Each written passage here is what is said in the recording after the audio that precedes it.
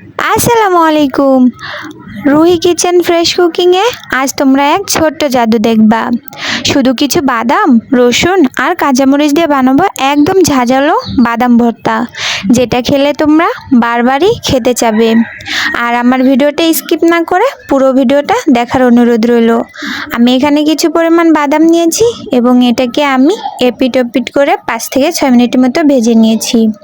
এবার বাদামটা ঠান্ডা হলে আমি এর খোসা ছাড়িয়ে নিব। দেখো তোমরা বাদামের খোসাটা ছাড়ানোর পরে কি সুন্দর না লাগছে।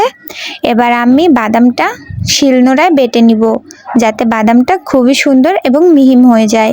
দেখো আমার শিলনোড়ায় বাটার পরে আমার বাদামটা কেমন লাগছে। আগে থেকে মরিচ রসুন বেটে নিয়েছিলাম। এবার আমি এটাও বাদামের সঙ্গে খুবই সুন্দরভাবে মিশিয়ে দিব, যাতে প্রত্যেকটা মরিচ আর রসুনের বাটাটা মিশে যায়। হাত দিয়ে খুবই সুন্দরভাবে মিশিয়ে নিব। দেখো মেশানোর পরে আমি দিয়ে দেব পেঁয়াজ ভাজা।